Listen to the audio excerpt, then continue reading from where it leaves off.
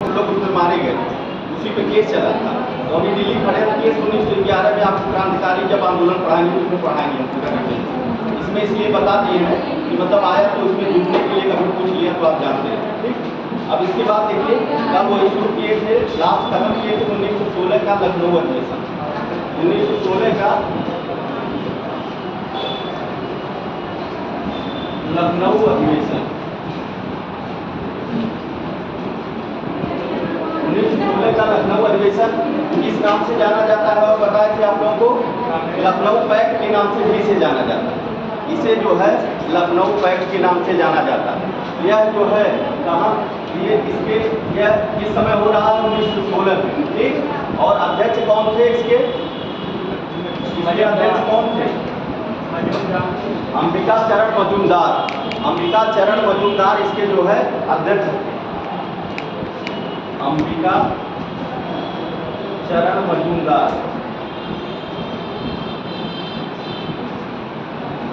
अंबिका चरण मजूमदार जो है इसके अध्यक्ष थे।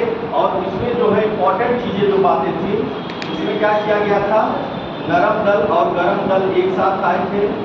नरम दल और प्लस गरम दल। और इधर आप देखेंगे कि मुस्लिम लीग और प्लस कांग्रेस एक साथ आए। तो ये बताइए, कल बताया गया था किसके सहयोग से जो है नरम दल और गरम दल को एक किया गया था, कौन और कौन थे?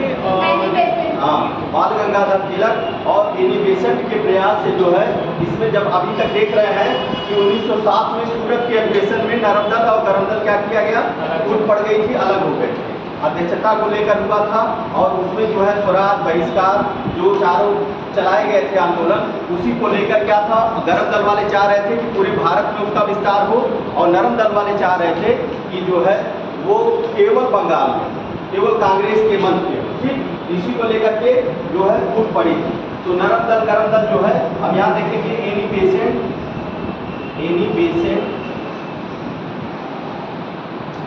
और तिलक के सहयोग से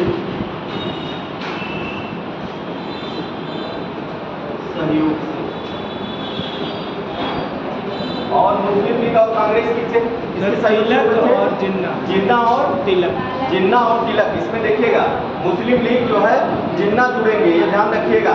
उसमें जो है कौन कौन है, इसमें एनी बेसेंट और तिलक है, एनी बेसेंट और तिलक है, एनी बेसेंट और तिलक है। और इसमें कौन है, जिन्ना और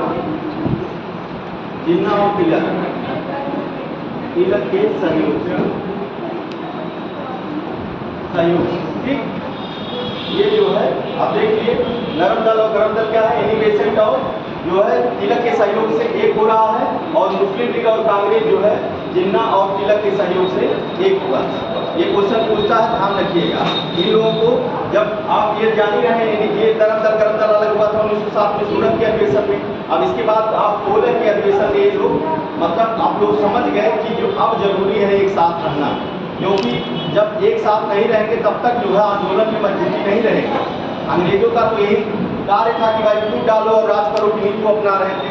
तो यहाँ पर इनको 16 में समझ आई और यहाँ पर तिलक और एनी बेसेंट ने इसका बड़ा बहुत ही प्रयास किया, तब जा करके ये लोग अलग हुए। और यहाँ पर सबसे बड़ी बात ये हुई कि मुस्लिम लीग भी कांग्रेस के साथ आ गई।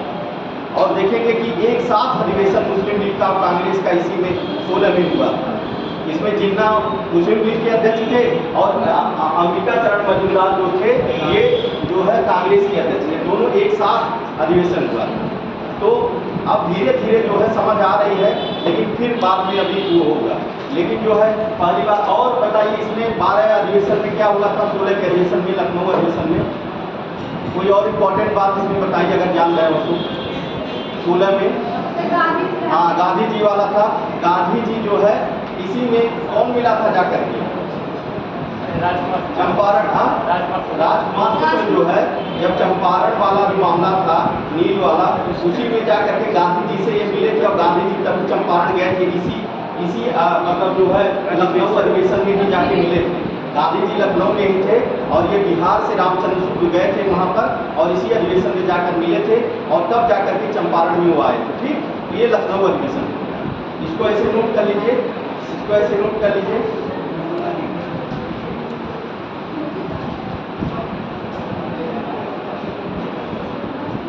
और इसी अधिवेशन में जो है इम्पोर्टेंट है कि कांग्रेस ने जो है पृथक निर्वाचन को जो है स्वीकार किया। ये अभी तक कांग्रेस ने पृथक निर्वाचन को नहीं स्वीकार किया। जब मुस्लिम लीग और कांग्रेस जो है एक साथ आ गए तब जाकर के जो है पृथक निर्वाचन को कांग्रेस ने भी स्वीकार किया कि हाँ हम भी इसको मान्यता देते हैं। अभी तक नहीं स्वीकार किया था क्योंकि ये एक तरह से बांटो और राज करो वाली ये थी, भाई अलग से मतलब चुनाव लड़ाया जाए, अलग से उनको चुना जाए, तो इसके लिए कांग्रेस तैयार नहीं हो रही थी, इसके लिए कांग्रेस नहीं तैयार। लेकिन आप देखेंगे मुस्लिम लीग और कांग्रेस जब एक आ जाते हैं एक मंच पर और यहीं पर जो है दोनों का एक साथ सम्मेलन होता है। मुस्लिम लीग के कौन अध्यक्षता करते हैं, जिन्ना जी करते हैं और ये मुस्लिम और इसका जो है अध्यक्षता जो है अंबिका चरण मजूमदार कांग्रेस की करते हैं, दोनों एक मंच पर आकर के। तब वहीं पर कांग्रेस जो है ये कहा कि जो है हम पृथक निर्वाचन को स्वीकार करें। तो इसमें ये नोट कर लीजिएगा मुख्य बात करके नीचे में कि कांग्रेस ने मुस्लिम लीग के पृथक निर्वाचन मंडल को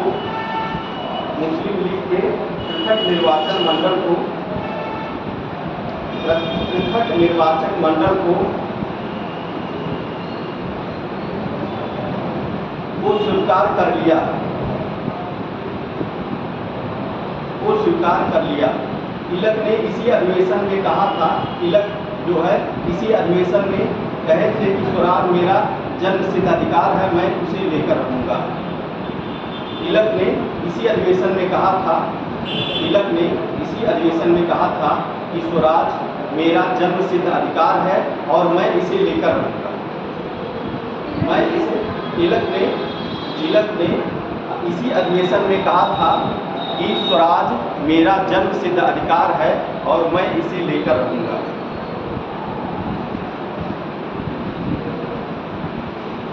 इसे लेकर रहूँगा।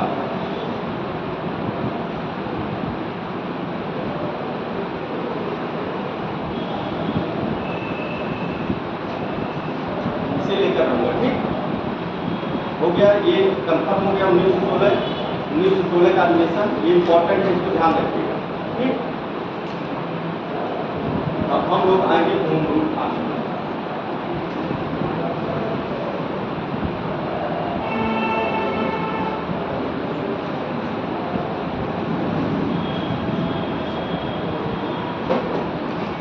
देखिए होम रूल आंदोलन जो है ये होम रूल शब्द कहाँ से लिया गया था? ये होम रूल शब्द जो है आयरलैंड से लिया गया था, आयरलैंड। और जो है आयरलैंड आयरिश महिला एनिमेशन थी, वहीं से ये जो कॉन्सेप्ट जो आया था ये वहीं आयरलैंड से ही आया था। इसका जो अर्थ है गृह शासन, गृह शासन मतलब गृह का शासन, होम रूल का। तो ये कहाँ से आया था? आयरलैंड से। और यहीं के जो शासक थे रेडमॉन्ड ने इसको पहली बार जो है यहाँ वहीं आयरलैंड में ही इसको प्रयोग किया था।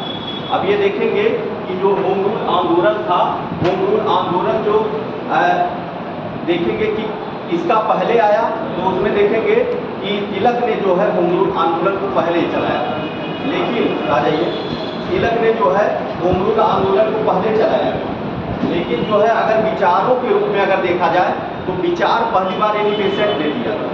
विचार जो है क्योंकि वो ये कहाँ से आया था? आयरलैंड से, आयरलैंड की रहने वाली थी, तो विचार इन्होंने पहली बार, लेकिन स्थापना जो होम रूल की हुई थी वो 28 अप्रैल में आप देखेंगे 28 अप्रैल 1916 को तिलक ने पहली बार किया था।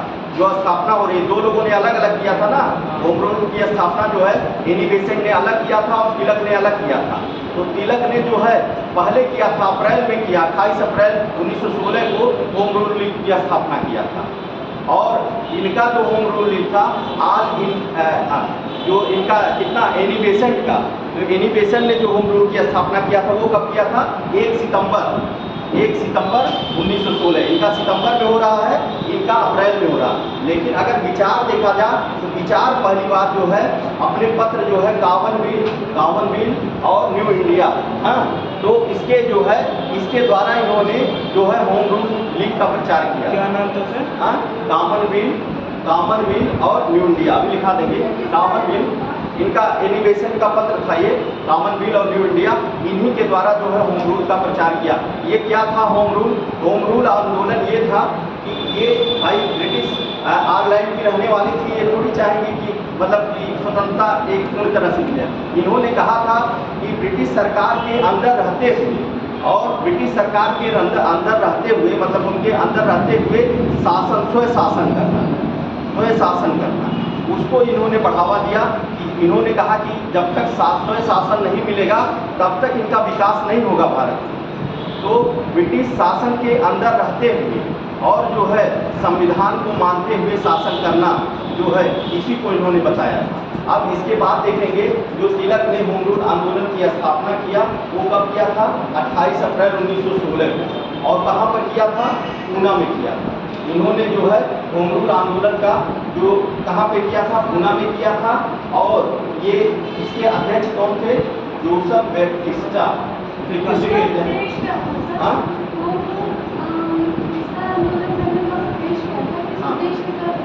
होम रूल आंदोलन ये था कि जैसे स्वय शासन भारत में, जैसे अभी तो ये नहीं था कि पूर्ण स्वतंत्रता मिल जाए, मतलब ये था कि अंग्रेजों के अंदर रह करके हमको स्वय शासन अपना करने का, मतलब जैसे कि हमको ये दिया जाए कि जैसे नगर पंचायत हुई, गाँव में हुई, एक बाद फिर राज्यों में हुई, तो अपनी एक मतलब कमेटी बनाई जाए, अपना चुनाव किया जाए, अपनी पार्टी बनाई जाए और उसके द्वारा चुनाव करके हम अपने जो है अपने संविधान को हम अपने चलाएं। समझे कि नहीं?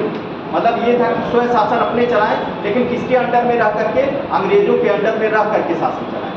पूरी प्रक्रिया हमारी वो जो चल रही है, जैसे पंचायत में प्रधान होते हैं, अपनी प्रक्रिया चला रहे हैं, यहाँ पे मुख्यमंत्री हैं, यहाँ पे आप देखेंगे प्रधानमंत्री, तो इसी तरह से वे एक तरह से इसी तरह चले, अपना स्वय शासन हम चलाएं, लेकिन किसके अंडर में रहकर?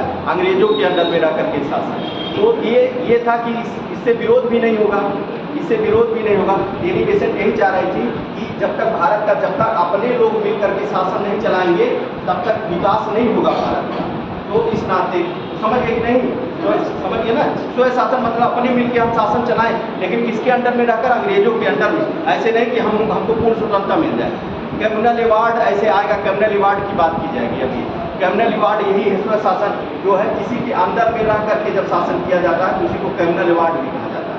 तो कई देश उस समय थे, तो उसी के तर्ज पर जो है भारत को भी ये कहा जा रहा था कि कम्युनल अवार्ड लाया जाए इसमें।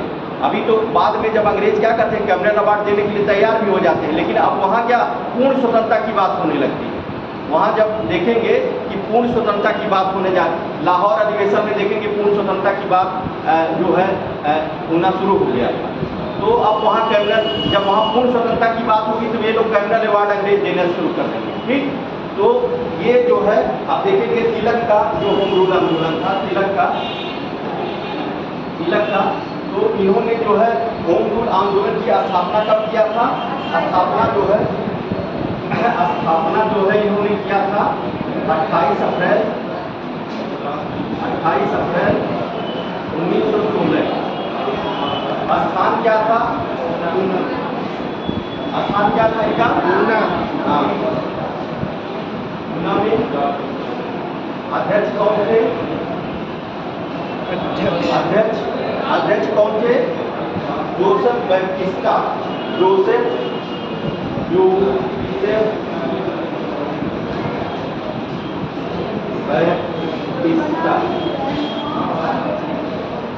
बैप्टिस्टा इसके अध्यक्ष थे। और जो है देखिए सचिव जो थे केलकर,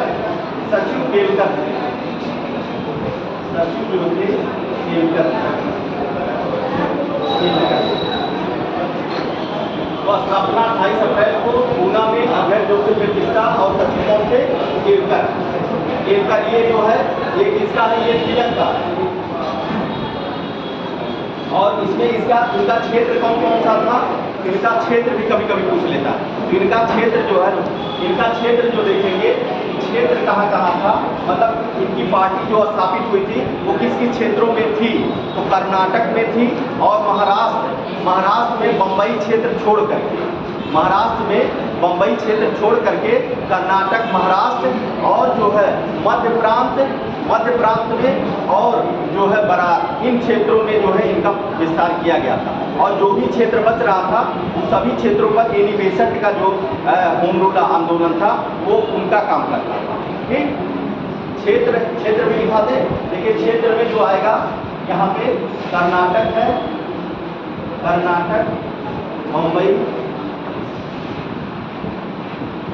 कर्नाटक में महाराष्ट्र, ऐसे लिखिए महाराष्ट्र, बीच में बम्बई छोड़ के, बम्बई छोड़कर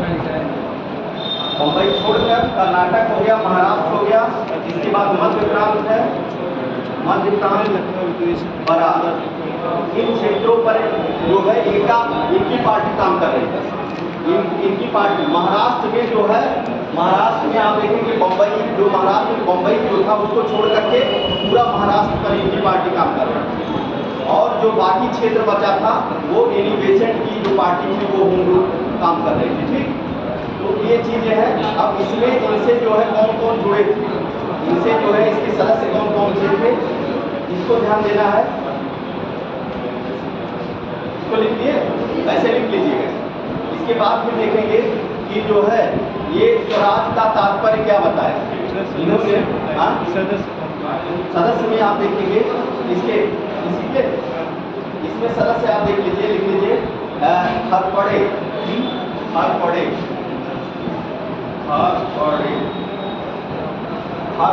इसमें दो सदस्य थे, खारपड़े और बीएस मुन, खारपड़े और बीएस मुन, इसके दो सदस्य भी थे इसमें, मुंज क्या। तो स्थापना 28 अप्रैल, स्थान पूना, अध्यक्ष और सचिव, अध्यक्ष कौन थे, जोसेफ बछिस्ता, और सचिव जो है केलकर है। और क्षेत्र इनका क्या है, कर्नाटक, महाराष्ट्र, बम्बई छोड़ करके मध्य प्रांत और बरार। और जो इन क्षेत्र जिनका पूरे इन क्षेत्रों के अलावा जो है एनी बेसेंट का जो पूरा क्षेत्र था उस पर उनकी पार्टी काम करती। इनका जो क्षेत्र यही था जो है महाराष्ट्र में बम्बई को छोड़कर। और कौन कौन से था, कर्नाटक था, महाराष्ट्र था, मध्य प्रांत मतलब मध्य प्रदेश और बरार का क्षेत्र, दक्षिण में है बरार का क्षेत्र था। और खारपड़े और बीएस मुंज जो है इसके क्या थे, इसके सदस्य। ठीक, अब इसके बाद फिर आप देखेंगे कि जो है एनी बेसेंट ने कहाँ पर स्थापित किया था। एनी बेसेंट का जो होम रूल आंदोलन था इनका किस नाम से जाना जाता था, तो ये जानिए, ऑल इंडिया होम रूल। इनको जो कहा जाता था, इनका होम रूल था, उनका ऑल इंडिया होम रूल के नाम से जाना जाता था। इसमें तिलक ही नेता है ना भाई, तिलक ही नेता है, वही तो बनाए हैं। होम रूल दो नामों से जानी जा रही है। जो पहली होम रूल है ये तिलक के नाम से, और फिर दूसरी अभी बताने जा रहे हैं उसमें एनी बेसेंट है। समझ रहे कि नहीं। इनकी तिलक की जो होम रूल है ये जो है स्थापना 28 अप्रैल 1916 की गई थी। और स्थान पूना है, ये सब पूछ लेता है कि कहाँ पर किया था तिलक ने होम रूल की स्थापना, पूना में किया था। और इसके अध्यक्ष कौन थे ये पूछ लेता है, फिर सचिव कौन थे ये भी पूछ लेता है, क्षेत्र भी पूछा हुआ है क्वेश्चन, ये सब क्वेश्चन पूछे हुए हैं, इसे पूछ लेता है। आईएएस में मिला करके ऐसे 3-4 क्वेश्चन ऑप्शन बना के पूछ लेगा। तो ये तिलक का है। अब इसके बाद फिर हम देखेंगे किसका, इसके बाद एनी बेसेंट का। एनी बेसेंट जो है, एनी बेसेंट को all India home rule league के नाम से जाना गया। उनकी जो पार्टी थी वो all India home rule league थी, all India home rule league. उनको जो है उन्होंने जब स्थापना किया था एनी बेसेंट,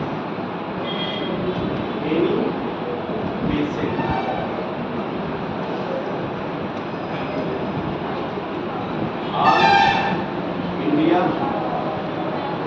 होम रूल आंदोलन।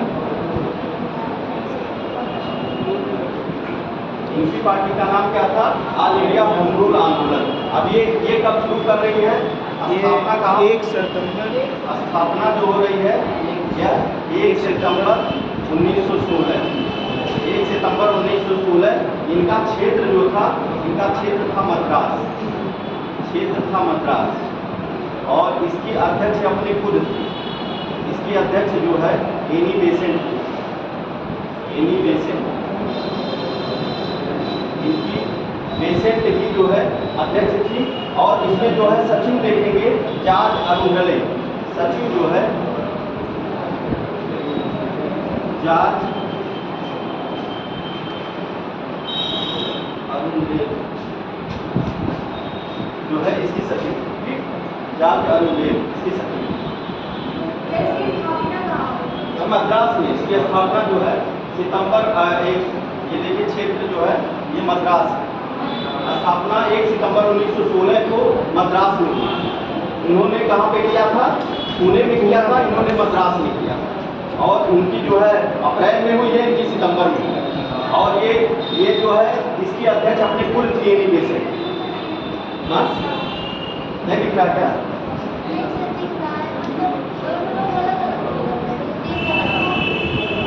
अलग अलग उद्देश्य, इसकी स्थापना का उद्देश्य एक था कि स्वयं शासन, मतलब अपना शासन किया जाए। स्वयं शासन मतलब अपना शासन, मतलब कि अंग्रेजों के अंदर रह करके शासन। इसका उद्देश्य यही था कि अपना एक जो है अंग्रेजों के अंदर रह करके अपनी जो है हर जगह पर, जैसे कि राज्यों में, केंद्रों में अपना एक शासन का है। जब उन्होंने कहा एनिमेशन में, जब तक जो है स्वयं शासन नहीं लाया जाएगा तब तक जो है इसका विकास नहीं होगा। लेकिन इनकी मांग यही थी कि मतलब अंग्रेजों के अंडर में रह करके, मतलब आप लोग डोमिनियन स्टेट समझ रहे हैं नहीं, बस वही डोमिनियन स्टेट की मांग। हाँ, स्वच्छता, हाँ, सब चीज़ वही रूल बनाएंगे, लेकिन अंडर उन्हीं के डोमिनियन स्टेट की मांग है इसमें। अभी ये जो है स्वयं शासन मतलब डोमिनियन स्टेट, डोमिनियन स्टेट समझ रहे हैं ना, वही मांग है। इनका उद्देश्य यही था कि डोमिनियन स्टेट दिया जाए। हाँ, तो इन्होंने जैसे इनका अलग था, जैसे कि क्या होता है, जैसे हमारा विचार अलग है, आपका विचार अलग है। अभी उन्होंने दिया था, एनिमेशन ने उसमें दिया था, कहा था कि जैसे तिलक का हमारा विचार मिल रहा है, लेकिन हमारे सदस्यों का विचार नहीं मिल पा रहा है। इस नाते हमारे जो है अलग अलग हो रहा है, संस्थाएं जो है अलग अलग, यहाँ पे इनकी अध्यक्षता ये कर रहे हैं, लेकिन स्थान अलग अलग है, लेकिन जो है हम लोग कार्य ही नहीं कर रहे हैं, भाई स्वशासन के लिए ही कार्य कर रहे हैं। तो उन्होंने एनिमेशन में ऐसे कहा था कि मतलब दोनों जगह अलग अलग जो है पार्टी का सम्मेलन हो रहा है, लेकिन जो है जो हम लोग का विचार एक ही है, विचार एक ही है। इन्होंने स्वशासन की बात की और उन्होंने स्वराज की बात की। क्षेत्र अलग था, क्षेत्र दोनों का अलग है। देखिए क्षेत्र में जो है इनका पूछा हुआ क्वेश्चन है, क्षेत्र में इनका कर्नाटक, महाराष्ट्र का बम्बई क्षेत्र, मध्य प्रांत और बराक, ये इनका है, इसका तिलक का। और इसके पास जो भी क्षेत्र बच रहा वो एनिमेशन, मतलब इनका 5-6 क्षेत्रों में था, उनका 200 क्षेत्र हो गया, 200 क्षेत्र में बहुत बड़े स्तर पर एनिमेशन का था। हाँ हाँ, इसी में नारा, हाँ इसी में नारा दिया था। क्या नारा दिया था? स्वराज मेरा जन्मसिद्ध अधिकार। अभी जो उसमें बताए हैं तो यही इसमें भी नारा है, यही कि स्वराज मेरा जन्मसिद्ध अधिकार। ये क्या दिया था? 1916 में ही दे दिया था, लेकिन यहाँ पर भी बोला था उन्होंने, स्वराज मेरा जन्मसिद्ध अधिकार है, मैं इसे लेकर रहूँगा। स्वराज की बात जो है एक किए हैं, इसमें इन्होंने स्वराज, इन्होंने तिलक ने कहा था कि जो है कि जो ब्रिटिश नौकरशाही है उसके अंदर में नहीं, जो ब्रिटिश जो है मतलब साम्राज्य, हाँ ब्रिटिश क्राउन के तहत जो है हम मतलब अपनी जनता का शासन करना चाह रहे हैं, मतलब अपनी जनता द्वारा जो शासन किया जाएगा वो ब्रिटिश ताज के तहत करना चाह रहे हैं, अधिकारियों के तहत। इन्होंने स्वराज की बात की, अपने स्वराज पूर्ण स्वराज तो आप देखेंगे कि जब पंडित जवाहरलाल नेहरू का 1929 का अधिवेशन होगा, कांग्रेस का जब मध्य रात्रि के समय वो रावी नदी पर घंटा बजाते हैं और वहाँ पर पूर्ण स्वराज की बात, और फिर वही स्वाधीनता दिवस उस दिन मनाया जाता है, तो उस दिन पूर्ण स्वराज की बात, अभी केवल स्वराज की बात की जा रही है, स्वराज की बात की जा रही है, और जो है स्वाधीनता की बात की जा रही है कि मतलब जो है अंग्रेजों के अंडर में रहकर हम, मेन इसका फोटो क्या था, वही कि अंग्रेजों के अंडर में रहकर हम शासन करें। अभी वो समय नहीं आया था ना कि पूर्ण स्वराज की बात करते हैं। मतलब डोमिनियन स्टेट जो आप लोग समझ रहे हो वही इस समय मांगते हैं, डोमिनियन स्टेट।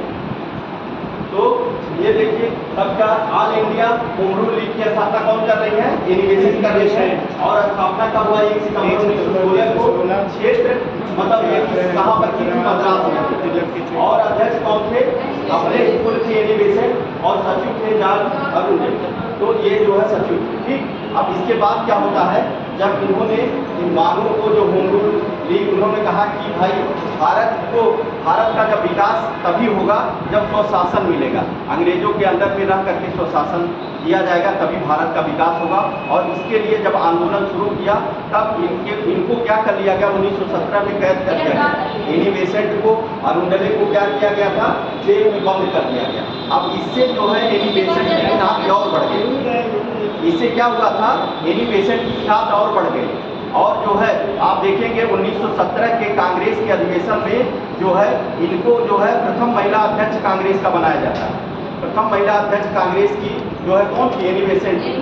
एनी बेसेंट को आप देखेंगे तो पहली बार जब इनको जेल में डाला गया तो भाई इनके कांग्रेस के बीच, अन्य के बीच इनकी ख्यात और बढ़ी और इनको क्या बनाया गया? प्रथम महिला अध्यक्ष। उस कांग्रेस का प्रथम महिला अध्यक्ष कब बनाई गई थी? इस अधिवेशन में। हाँ, कहाँ पर हुआ था? इसी नाते हम आप लोगों से कहे थे कि अधिवेशन नोट कर लीजिएगा। और इम्पोर्टेंट कौन कौन किया है? कोई नहीं किया होगा। कोई किया है? नहीं किया ना? काम होमवर्क जो देते हैं कम से कम करना चाहिए। अब ऐसे छूट जाएगा तो क्वेश्चन आएगा तो गलत, छोटा क्वेश्चन है, सरल क्वेश्चन गलत होना तो और क्या करता है, कठिन गलत हो जाए, ठीक है। आप लोगों से कलकत्ता में हुआ था। इस नाते अधिवेशन, अब आप जाइएगा जितने भी अधिवेशन इंपॉर्टेंट है उसको कॉपी में से नोट कर लीजिए। और जो है जो इम्पोर्टेंट, और अगर नहीं होगा तो बताइएगा, कल हम पूरा नोट करा देंगे, ठीक। कलकत्ता में हुआ था, कलकत्ता में हुआ था। और एनी बेसेंट को जो है वहाँ पर अध्यक्ष बनाया गया, ठीक। तो जो है प्रथम महिला विदेशी या प्रथम महिला कह सकते हैं। भारतीय जो है सरोजिनी नायडू हुई थी। प्रथम भारतीय अगर पूछेगा तब, और जो है अगर प्रथम महिला पूछेगा तो एनी बेसेंट है। अगर भारतीय लगा देगा, प्रथम भारतीय महिला अध्यक्ष कौन होगी? सरोजिनी नायडू।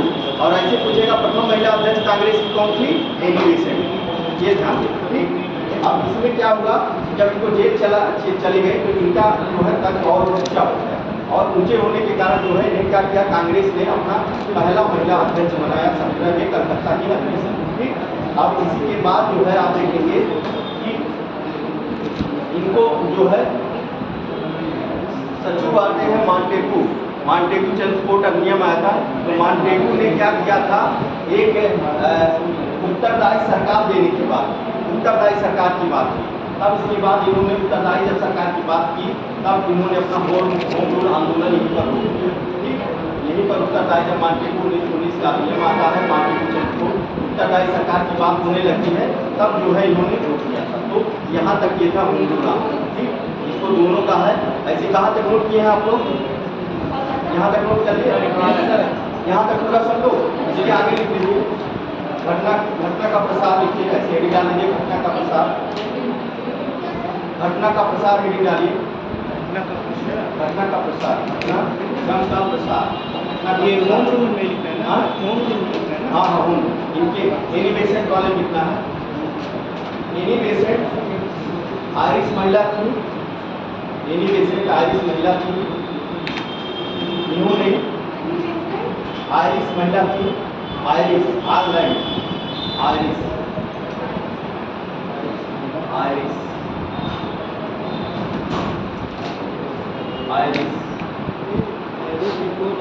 महिला थी। इन्होंने अनुभव किया कि स्वशासन प्राप्त किए बिना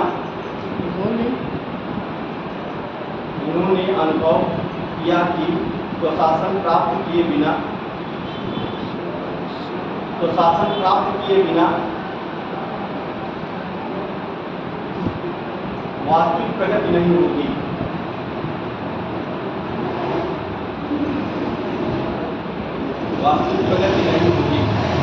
इसके लिए उन्होंने आंदोलन करना शुरू किया। इसके लिए उन्होंने आंदोलन करना शुरू किया। तब जून 1917 में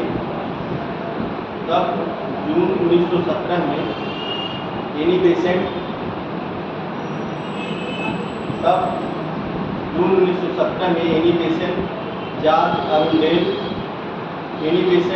जॉर्ज अरुंडेल जॉर्ज जो सचिव थे, जॉर्ज अरुंडेल और वीपी वाडिया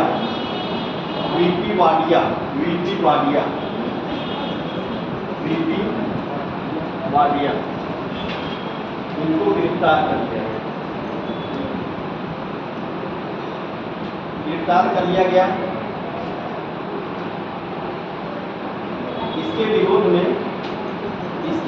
में सुब्रमण्यम अय्यर ने नाइटहुड की उपाधि वापस कर दी। सुब्रमण्यम अय्यर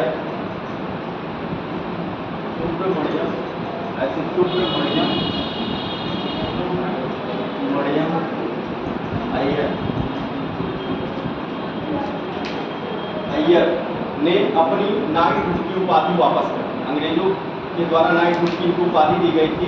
जब इन लोगों को पकड़ा, इनको गिरफ्तार किया गया था, तो इन्होंने वापस कर दी। 1917 में नाइटहुड की उपाधि ब्रिटेन द्वारा प्राप्त की जाती थी। ब्रिटेन जो है एक उपाधि देता था नाइटहुड की उपाधि। अब उसी नाइटहुड की उपाधि जब देखे कि एनी बेसेंट को गिरफ्तार कर लिया गया, नाइटहुड उपाधि है, जैसे यहाँ पर पुरस्कार दिया जाता है किसी चीज़ का, उसी तरह से नाइटहुड का वहाँ का पुरस्कार नाइटहुड की उपाधि को दी गई थी। और उसी नाइटहुड की उपाधि को इन्होंने क्या कर दिया था, वापस कर दिया। ठीक, जैसे कैसे परमवीर चक्र, वैसे नाइटहुड की उपाधि वहाँ जैसे कैसे परमवीर चक्र, तो उसी तरह से वहाँ पे अंग्रेजों ने क्या नाइटहुड की उपाधि दे दी। और नाइटहुड की उपाधि उन्होंने किसने वापस की थी, ये ध्यान देना है। हाँ, जैसे यहाँ पर पद्मश्री है, पद्म भूषण, पद्म विभूषण पुरस्कार दिया जाता है ना, उसी तरह से वहाँ पे नाइटहुड की उपाधि इसी समय ना जो क्या चल रहा है, 1917 में, ठीक, उसी समय जो है वापस कर दिए थे। मतलब जब गिरफ्तार हुए तब उसी के विरोध में इन्होंने वापस कर दिया। ठीक, अब इसके आगे लिखिए, एनी बेसेंट गिरफ्तार कर लिया गया, तब इनका कद और बढ़ गया। गिरफ्तार कर लिया गया तब इनका कद और बढ़ गया।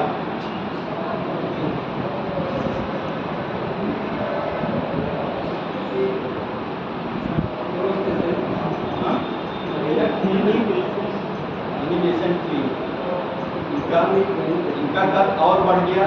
और इसके बाद देखिए, तब कलकत्ता में 1917 में कलकत्ता के कांग्रेस के अधिवेशन में 1917 कलकत्ता के कांग्रेस के अधिवेशन में इन्हें प्रथम महिला अध्यक्ष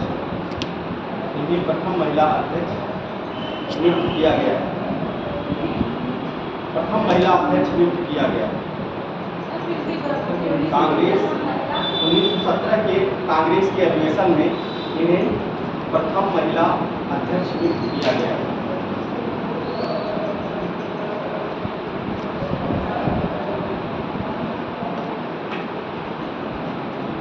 ये था आपका मूल। अब देखिए क्रांतिकारी आंदोलन अब शुरू होगा। क्रांतिकारी आंदोलन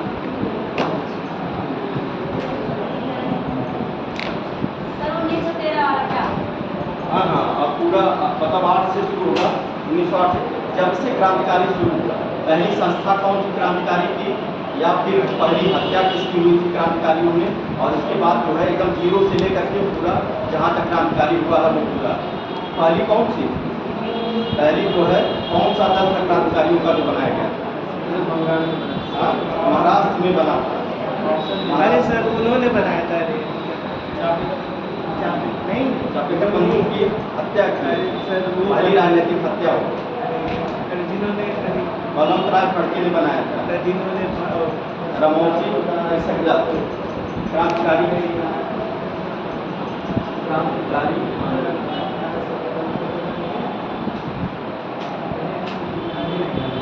देखिए क्रांतिकारी आंदोलन। अब इसमें जो देखेंगे कि सिडनी रोलैंड की एक सावरकर हाँ सावरकर बंधु को बात नहीं है। वो अभी वहाँ से जो बलवंत राय फड़के जो थे, बलवंत राय फड़के ने रमौसी कृषक दल स्थापित किया। रमौसी कृषक दल सिडनी रोलैंड के मतलब अध्यक्षता में एक समिति बनी थी। सिडनी रोलैंड के अध्यक्षता में एक समिति बनी थी और उस समिति ने बताया था कि जो है बलवंत राय फड़के के द्वारा स्थापित रमौसी कृषक दल जो है, रमौसी कृषक दल जो था, यही जो है पहला क्रांतिकारी संगठन।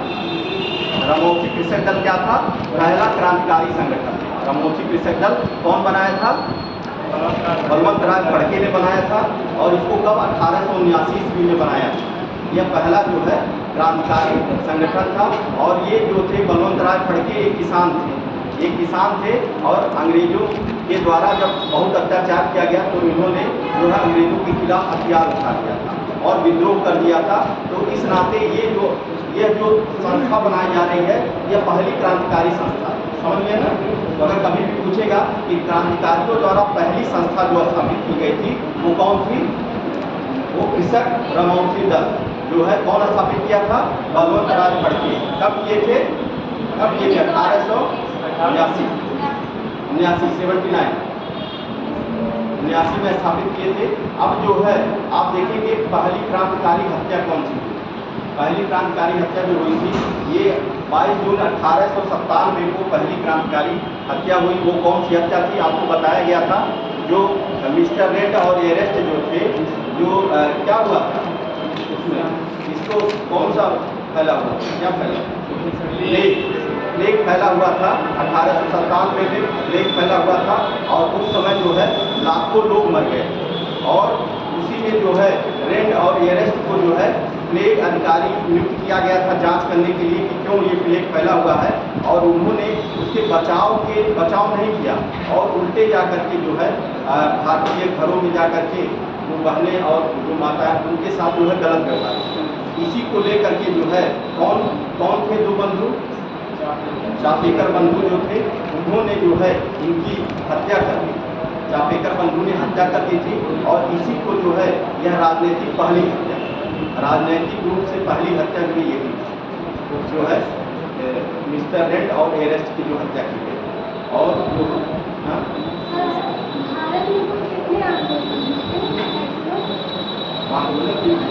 आंदोलन तो बहुत हुआ है।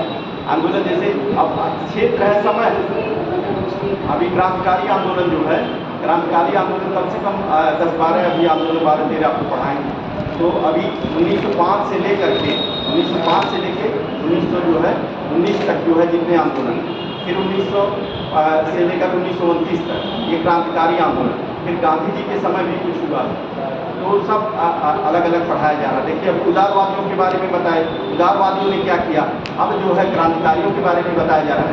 अब जो है तो इसमें दो चीज़ें आपको बताई गई। जो पहला संगठन जो हुआ जो बना था वो कौन था? क्रांतिकारियों का पहला संगठन कब बना था? 1879 ईस्वी में। किसके उसमें बना था? बलवंत राय फड़के द्वारा। कौन सा? क्या था? रमौसी कृषक दल। रमौसी कृषक दल जो था यह पहला जो है क्रांतिकारी संगठन। तो इसको नोट कर लीजिए, महाराष्ट्र हेडिंग डाल लीजिए जो है क्रांतिकारी आंदोलन में ये पहला लिख लीजिए। सिडनी रोलैंड कमेटी की रिपोर्ट के आधार पर, सिडनी रोलैंड कमेटी की रिपोर्ट के आधार पर Sydney Rowland committee, Sydney Rowland committee, Sydney Rowland committee के आधार पर महाराष्ट्र में 1879 ईस्वी में 1879 ईस्वी में बलवंत राय फड़के द्वारा 1879 में बलवंत राय फड़के द्वारा स्थापित रमौसी कृषक दल वो पहला क्रांतिकारी संगठन को पहला क्रांतिकारी संगठन माना गया, को पहला क्रांतिकारी संगठन माना गया।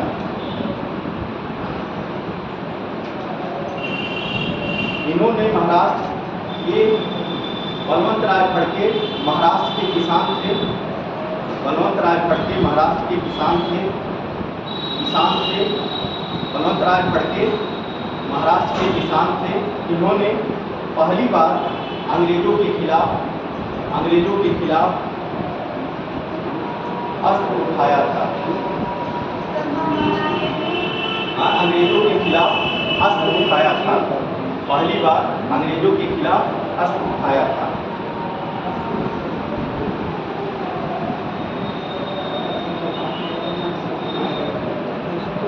शस्त्र जो है अस्त्र जो होता हाथ में, शस्त्र जो होता पेट में मारा जाता। हाँ, ये अस्त्र तलवार हुआ, ये अस्त्र जो हाथ में आपके रहे वो अस्त्र है, और जो पेट में मारा जाएगा।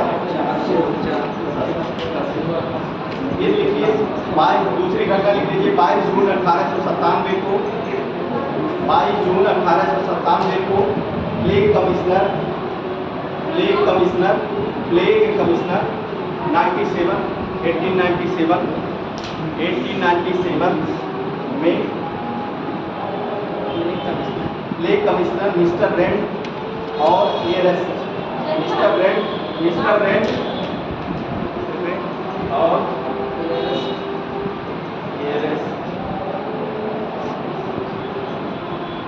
मिस्टर रेंड और एरेस्ट की हत्या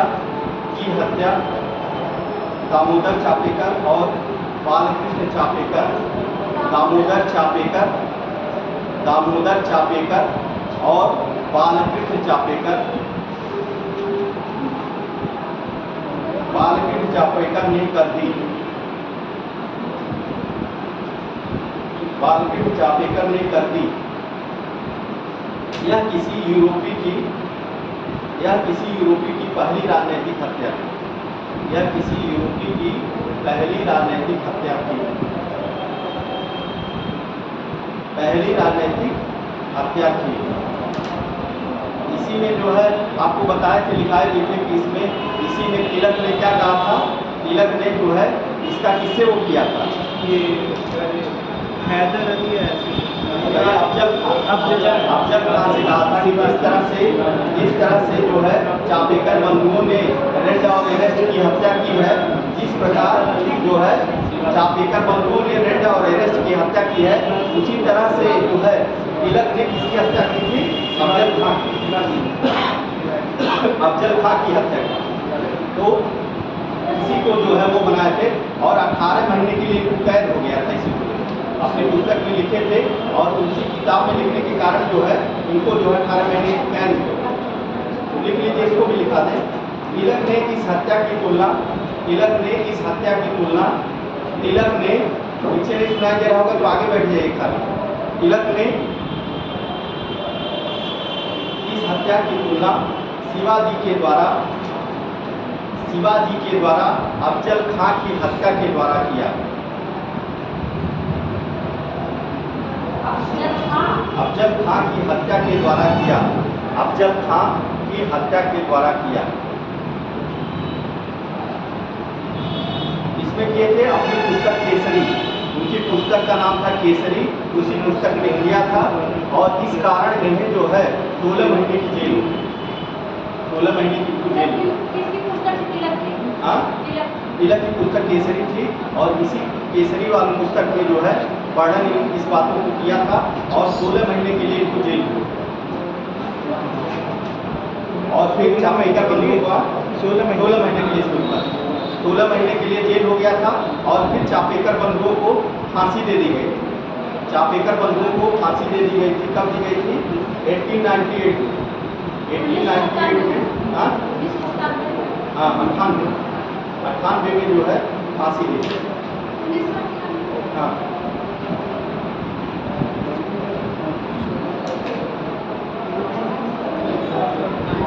1998 में फांसी दे दी गई थी। 1800 दिमाग जो है ना 1898। देखिए, अब जो क्रांतिकारियों के लिए कुछ 2-3 संस्थाएं हैं, जैसे मित्र मेला है, अभिनव भारत है और अनुशीलन समिति है। तो कल आप पूछ रहे थे अनुशीलन समिति अब आएगी। मित्र मेला, अभिनव भारत और अनुशीलन समिति इंपॉर्टेंट है, इस तीनों को लिखिए। मतलब इसमें पूछता है कि अभिनव भारत की स्थापना कब की गई थी, कौन किया था और किस डेट में हुआ था। ठीक, इतना इसमें जानना और नहीं जानना। तो पहले जो है मित्र मेला जो था, मित्र मेला की स्थापना जो की गई थी, ये क्रांतिकारी संगठन है मित्र मेला। इसकी स्थापना जो हुई थी 1899 में। 1899 में मित्र मेला की स्थापना हुई और यह कहाँ पर हुआ था? यह जो है पूना में हुआ था। ठीक, नासिक में 1899 में मित्र मेला की स्थापना हुई। और जो है इसके कौन किए थे, इसको संस्थापक कौन कौन से थे?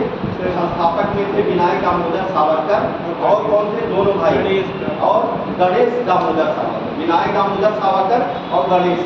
विनायक दामोदर सावरकर को क्या नाम दिया जाता है? वीडी सावरकर। वीडी सावरकर भी कहा जाता है। और उनके भाई थे गणेश दामोदर सावरकर। दो लोगों ने जो है मित्र मेला की स्थापना। मित्र मेला की स्थापना कब हो रही है? 1899 में। कहाँ पर हो रही है? नासिक में हो रही है। और कौन कर रहा है? विनायक दामोदर सावरकर और गणेश वासुदेव सावरकर।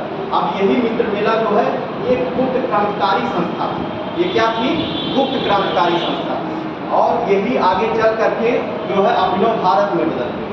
यही मित्र मेला जो है आप देखेंगे कि 1904 में आगे चल करके अभिनव भारत में बदल गए। ठीक, हाँ, ये नासिक में उसने लिखा, बोले नासिक में कब हुई थी? 1899 में नासिक में। कौन स्थापित कर रहा है? विनायक दामोदर और गणेश दामोदर सावरकर। ठीक, अब इसी में लिख लीजिए मित्र मेला एक गुप्त संस्था थी। एक गुप्त संस्था, मित्र मेला एक गुप्त संस्था थी। गुप्त संस्था मतलब ये गुप्त क्रांतिकारी संस्था थी, ऐसे लिखिए। मित्र मेला एक गुप्त क्रांतिकारी संस्था थी जो आगे चलकर 1904 में अभिनव भारत में बदल गई। अभिनव भारत में बदल गई। अभिनव भारत में मतलब अभिनव भारत और ये एक से जुड़े हुए हैं। 3 में जो है मित्र मेला था और 4 में यही अभिनव भारत हो गया। और अभिनव भारत जो है, अभिनव भारत की स्थापना अब उसी से आप याद कर सकते हैं। अभिनव भारत भी अब कहाँ स्थापित होगा? नासिक में ही स्थापित होगा, महाराष्ट्र में। और इसको कौन स्थापित करेगा? इसमें केवल वीडी सावरकर। इसमें नाम लिखना है केवल वीडी सावरकर, विनायक दामोदर सावरकर। और ये अभिनव भारत बहुत इंपॉर्टेंट है, कई बार पूछा हुआ क्वेश्चन। तो अभिनव भारत जो है जब कब स्थापित किया गया? समय है जो है 1904 और स्थान क्या था? नासिक। नासिक था, महाराष्ट्र में नासिक। और इसको स्थापित करने वाले कौन थे? विनायक दामोदर सावरकर। वीडी सावरकर ने इसको स्थापित किया। ठीक, तो वही मित्र मेला ही जो आगे चलकर क्या हो गया? आपका अभिनव भारत वीडी सावरकर हो गया। और इसी में जो है, इसी में अभिनव भारत में ही एक घटना हुई, लेकिन अब आगे चल के इसको बताएंगे। इसी में जो है नासिक में डीएम जैक्सन को जो है गोली मार दी गई थी। अनंत कन्हारे जो है ये थे अभिनव भारत के सदस्य थे और इन्होंने नासिक के डीएम जैक्सन को गोली मारी। और इसी में जो है उनको जो है अनंत लक्ष्मण कन्हारे को फांसी हो जाती है। ये घटना अभी हम बाद में बताएंगे। ये जो है सीक्वेंस में हम घटना को बताएंगे। ये अभिनव भारत हो गया। और संस्था का पहले लिख लीजिए। और तीसरी संस्था जो है अनुशीलन समिति। अनुशीलन समिति की स्थापना जो हुई थी 1917। अनुशीलन समिति की स्थापना 1917 में कलकत्ता में।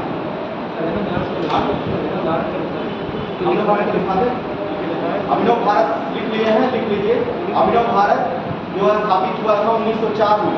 जो लोग नहीं लिखे लिख लीजिएगा। अभिनव भारत 1904 में, स्थान था नासिक और संस्थापक थे वीडी सावरकर। वीडी सावरकर, वही मित्र मेला ही जो है वीडी सावरकर, विनायक दामोदर सावरकर।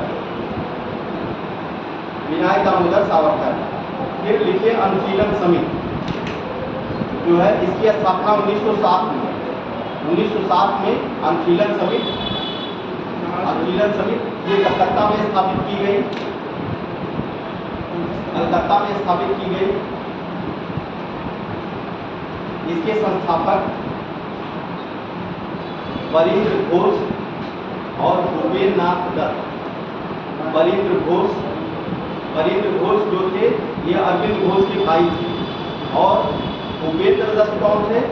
ये विवेकानंद के भाई, ये दोनों लोग के भाई थे जो इसको जो है अनुशीलन समिति को स्थापित किए थे। क्या नाम था? वरेंद्र घोष और भूपेंद्र नाथ दत्त। हाँ, भूपेंद्र नाथ दत्त, वरेंद्र घोष और भूपेंद्र दत्त, वरेंद्र घोष और भूपेंद्र दत्त। वरेंद्र घोष जो थे अरविंद घोष के भाई थे और भूपेंद्र दत्त जो थे ये विवेकानंद। ठीक, इन लोगों ने जो है अनुशीलन समिति की स्थापना की थी और यह जो है ये भी एक गुप्त संस्था थी क्रांतिकारियों की। और ये इनका काम क्या था? बम को बनाना, बंदूकों का प्रयोग और अस्त्र शस्त्र को सिखाया जाना, ये सब काम जो है ये क्रांतिकारी संगठन था ये कर रहे हैं। तो ये जो है इसका ये पूछ लेता है कि कौन स्थापित किया, कब स्थापित हुआ था और कहाँ पर स्थापित हुआ था, ये इसको याद रखिएगा।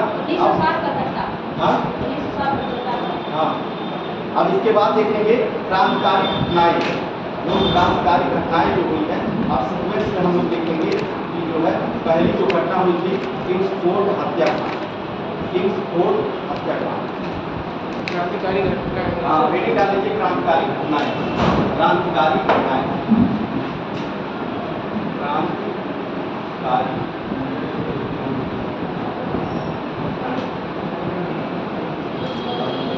अब इसको जो है एक सीक्वेंस से आपको इसमें एक सीक्वेंस से देखना है कि पहले कौन हुआ है। तो जो है पहले पर हुआ है किंग्सफोर्ड हत्याकांड।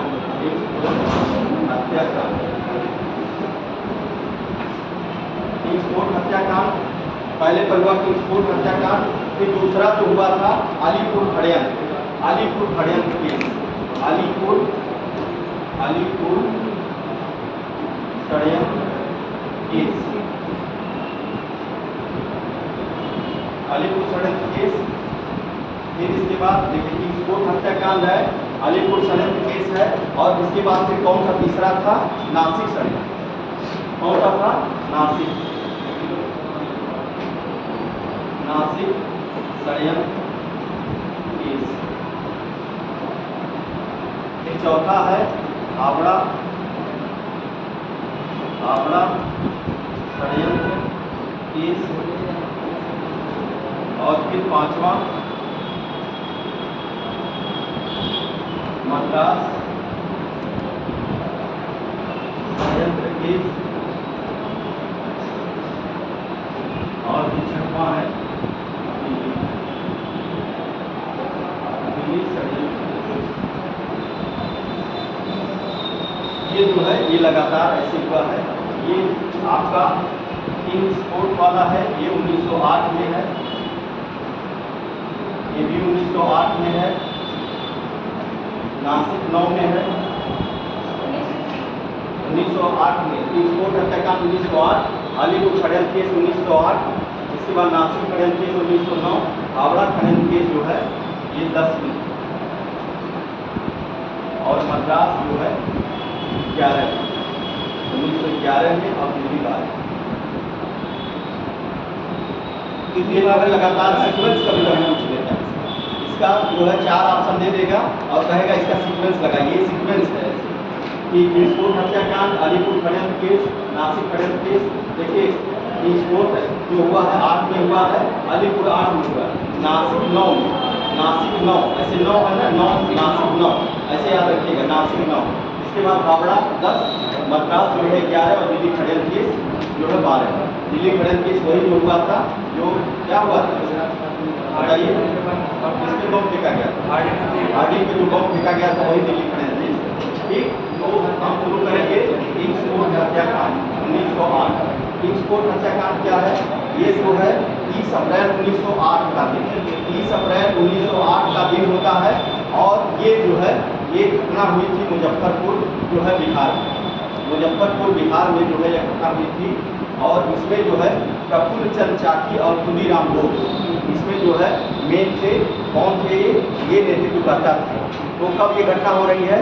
30 अप्रैल 1908 को घटना हो रही है। कहाँ पर हो रही है? मुजफ्फरपुर बिहार। मुजफ्फरपुर बिहार में जो है यह घटना हो रही है और कौन कौन लोग हैं? प्रफुल्ल चंद्र चाकी, प्रफुल्ल चंद्र चाकी और खुदीराम बोस। खुदीराम बोस। देखिए इसमें किंग्सफोर्ड जो था, ये किंग्सफोर्ड बंगाल में जो है ये न्यायाधीश था। बंगाल में न्यायाधीश था। जब बंगाल का विभाजन हुआ था तो उस समय जो है बंगाल विभाजन में जब विरोध कर रहे थे लोग, तो उन पर ये बहुत ज़्यादा अत्याचार किया। तो उसी समय ही इनको जो है मारने का प्लान बनाया गया। और जो है आप देखेंगे, लेकिन इसी बीच में क्या होता है कि इसको जो है इसको यहाँ से हटा करके कहाँ भेज दिया जाता है, बिहार में। बिहार में जो है मुजफ्फरपुर में इसको न्यायाधीश बना दिया जाता है, वहाँ का न्यायाधीश बना दिया जाता है। और तब उनका जो पीछा करते हुए प्रफुल्ल चंद्र चाकी और खुदीराम बोस, मतलब यहाँ से भी बंगाल के ये लोग भी थे, और यहाँ से पीछा करते हुए बिहार, कहाँ बिहार तक चले गए इनका पीछा करते हुए। लेकिन और क्या करते हैं, हत्या के उसमें गए थे कि इसको किंग्सफोर्ड की हत्या हमको करनी है। लेकिन एक घटना ऐसी घटती है कि जो है हत्या करने गए थे किसकी, किंग्सफोर्ड की, और हत्या किसकी हो जाती है, हत्या हो जाती है अंग्रेज जो एक स्वतंत्रता आंदोलन को मानने वाले थे, उनकी जो है औरत, उनकी पत्नी और उनकी लड़की रहती है, मतलब इन्हीं की गाड़ी में बैठी रहती है। अब ये लोग समझ नहीं पाते हैं, ये लोग समझ नहीं पाते हैं कि गाड़ी में जो है किंग्सफोर्ड भी बैठा है, कि उनकी पत्नी और लड़की बैठी है। तो जो है उनकी पत्नी और लड़की बैठी रहती है और वो समझ नहीं पाते हैं और बम मार देते हैं, और उनकी पत्नी और उनकी बच्ची जो है मर जाती हैं। अब इसी घटना को लेकर के इनको लगता है कि हमने बहुत गलत कर दिया, मतलब मारने गए थे किंग्सफोर्ड को, लेकिन गलती से क्या हो गया कि उनकी पत्नी और बच्ची को दूसरे को मार दी। तो इसमें देखेंगे प्रफुल्ल चंद्र चाकी और खुदीराम बोस, तो प्रफुल्ल चंद्र चाकी ने इस घटना से आहत होकर के इन्होंने आत्महत्या कर लिया था, मतलब प्रफुल्ल चंद्र चाकी ने आत्महत्या कर लिया। और खुदीराम बोस जो है ये पकड़े गए और उनको फांसी दे दी। और प्रफुल्ल चंद्र चाकी जो है उनको सबसे कम उम्र में फांसी दिए जाने वाले ये पहले क्रांतिकारी नेता, तो सबसे कम उम्र में फांसी। हाँ बोस को ना, हाँ, जो खुदीराम बोस को जो है सबसे कम समय में, जो प्रफुल्ल चंद्र चाकी थे वो आत्महत्या कर लिए थे, लेकिन खुदीराम बोस को जो है फांसी दे दी गई, जो सबसे कम उम्र में फांसी दी गई थी। हाँ, 17 साल कुछ महीने के थे। उनको सबसे कम उम्र में अगर फांसी पूछेगा तो, और प्रफुल्ल चंद्र चाकी क्या आत्महत्या कर लिए थे, आहत हो गए थे कि मतलब जो है हम किसको मारने गए और हत्या किसकी हम लोग कर। तो ये जो है किंग्सफोर्ड हत्याकांड के नाम से जाना जाता है। ये पूरी घटना आप लोग समझ गए, किंग्सफोर्ड हत्याकांड। किंग्सफोर्ड क्या थे, किंग्सफोर्ड पहले भी न्यायाधीश कहाँ थे, बंगाल में, और उनको जो है मुजफ्फरपुर में भेज दिया जाता है ट्रांसफर कर करके। और पहले से, और इन्होंने क्या किया था, बंगाल के विभाजन के समय जो है मतलब जो बंगाल विभाजन हुआ था उसका जो विरोध किया जा रहा था, उसको इन्होंने क्या किया था, बहुत मतलब परेशान किया था लोगों को जो विरोध कर रहे, परेशान किया था। और उसी में जो है जब परेशान किया था तभी मूड बना लिए थे कि इनकी हत्या जो है की जाएगी।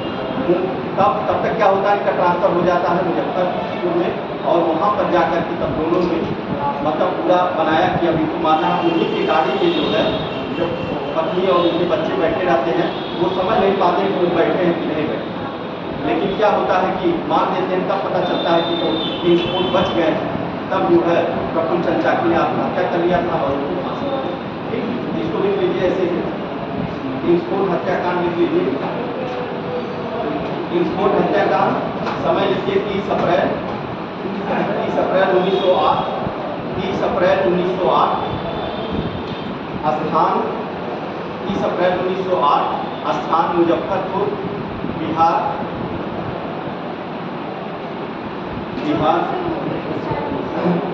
समय लिख लीजिए, समय लिखिए 30 अप्रैल 1908, 30 अप्रैल 1908, स्थान मुजफ्फरपुर, बिहार। और लिखिए नेतृत्वकर्ता प्रफुल्ल चंद्र चाकी और खुदीराम बोस। प्रफुल्ल चंद्र चाकी लिखिए, प्रफुल्ल चंद्र चाकी और खुदीराम बोस। खुदीराम बोस नेतृत्वकर्ता थे। अब घटनाक्रम इसका क्या था, घटनाक्रम को लिखिए, घटनाक्रम हेडिंग डाल लीजिए। घटनाक्रम क्या था, बंगाल विभाजन के समय किंग्सफोर्ड, बंगाल विभाजन के समय किंग्सफोर्ड कलकत्ता कलकत्ता के बदनाम न्यायाधीश थे। कलकत्ता के बदनाम न्यायाधीश थे। कलकत्ता के बदनाम न्यायाधीश थे। इनका ट्रांसफर बिहार के मुजफ्फरनगर जिले में हो गया। इनका ट्रांसफर बिहार के मुजफ्फरनगर जिले में हो गया। मुजफ्फरपुर नगर नहीं, मुजफ्फरपुर जिले में न्यायाधीश के पद पे हो गया। मुजफ्फरपुर जिले में न्यायाधीश के पद पर हो गया। 30 अप्रैल 1908 को खुदीराम बोस 30 अप्रैल 1908 को खुदीराम बोस और प्रफुल्ल चंद चाकी ने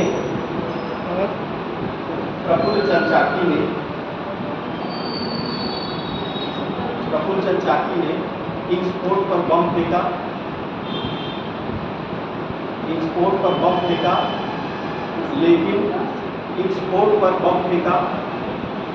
लेकिन दुर्भाग्यवश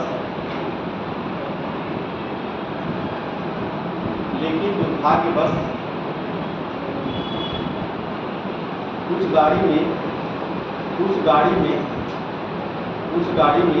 राष्ट्रीय आंदोलन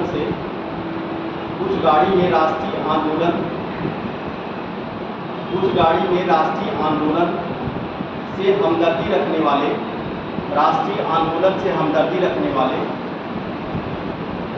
रखने वाले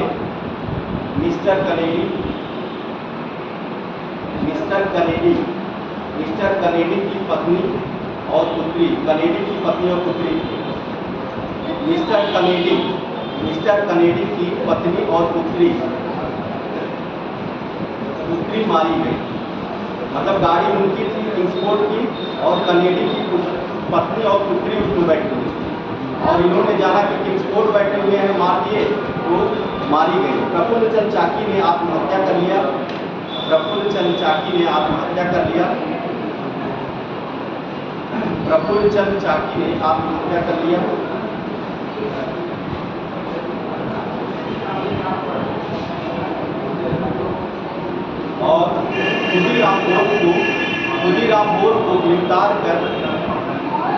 और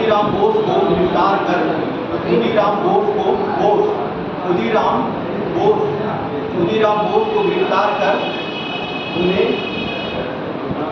सबसे कम उम्र में फांसी दे दी गई। ऐसे लिखिए, उन्हें फांसी दे दी गई। खुदीराम बोस सबसे कम उम्र में फांसी पाने वाले क्रांतिकारी थे।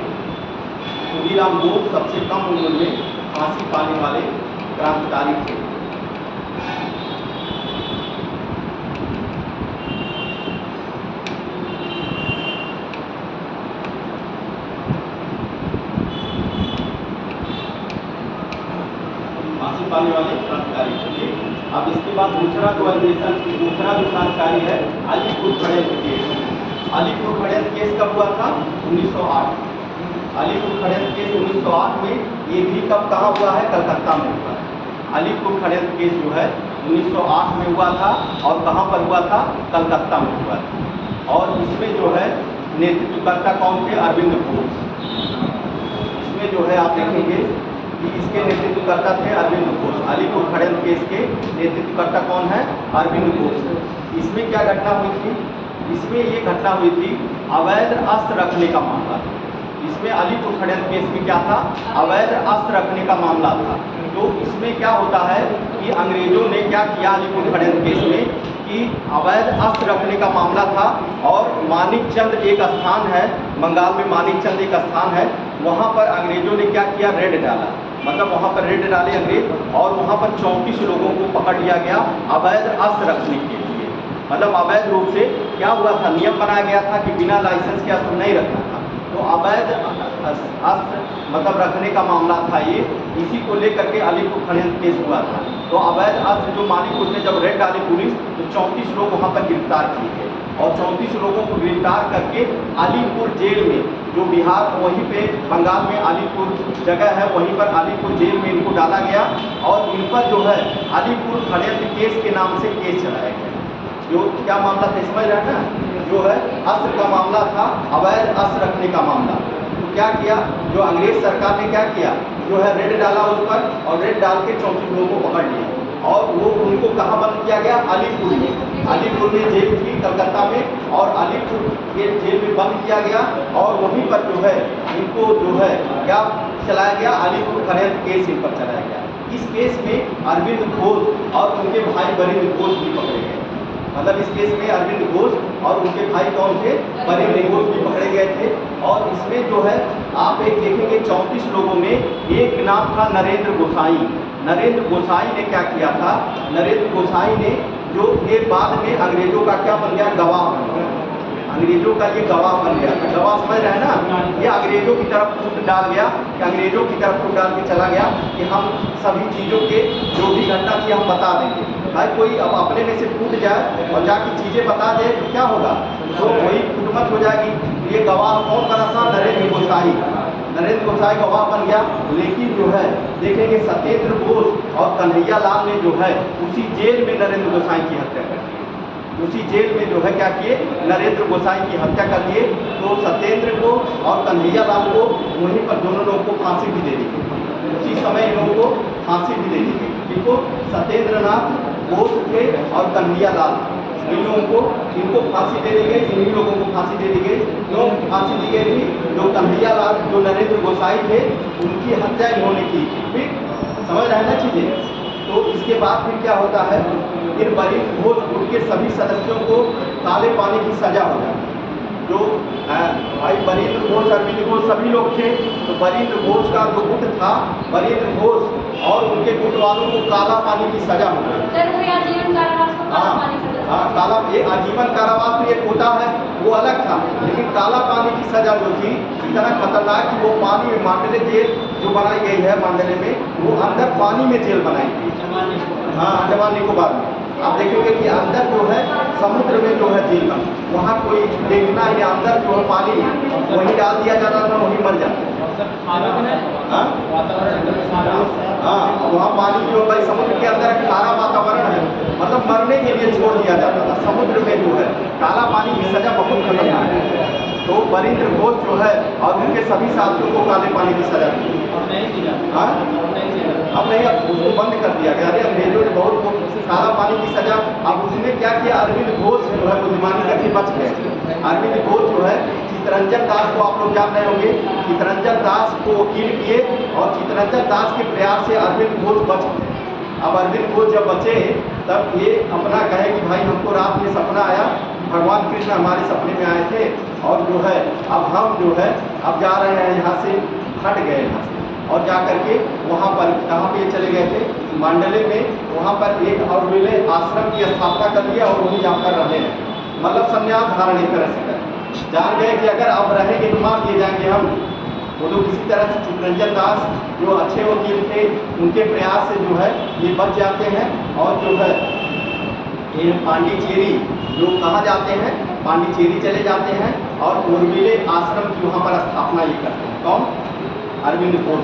और उनकी जो पुस्तक है सावित्री पुस्तक है और जो है कर्मयोगी जो इम्पोर्टेंट पुस्तक है। ठीक, तो ये आप समझ गए, ये लोग ये अलीपुर षड्यंत्र के जान के पूरा ठीक समझ में आ गया। लिखा दे इसको तो समझ है, लिखा दे लोग है।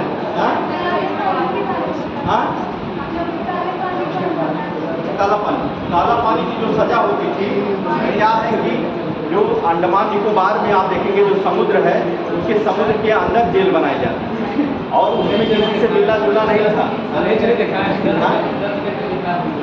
हाँ उसमें आप मोबाइल पे जाके देखिएगा अंडमान निकोबार में जो है काला पानी की सजा कैसे होती थी वो उसमें पूरा विस्तार से बताएगा। उसमें क्या होता था कि अंदर समुद्र में जेल बनी होती थी, उसी में डाल दिया जाता था। अब वो कहा ना किसी से मिलना जुलना था ना वो, और खारा पानी वहाँ पे था। मतलब वो अब जान लीजिए मरने के लिए छोड़ दिया कि सबसे खतरनाक जो दिया जाता था अपराधियों को, ये सबसे खतरनाक चीज़ ये था जो काला पानी की सजा। हाँ तो बलि घोष बेचारे उसमें चले गए थे, लेकिन अरविंद घोष जब बचे तब उसी रात को उनको भगवान कहे हमको दिखाए हैं कि तुम जो जाओ जो है पांडिचेरी जा करके संन्यास धारण करो। वो अपना फिर शुरू कर दिए अपना कि किसी तरह से भाई वो बच गए हैं, तो चलिए हम जा करके जो है वहीं पांडिचेरी चले जाते हैं और वहीं पर जो है अरविंद आश्रम की स्थापना वहाँ पर उन्होंने करते हैं। ठीक, ये चीज़ें हैं। अब तक जो पढ़ाई के नासिक ट्रेन किए, नासिक, हावड़ा, मद्रास और दिल्ली।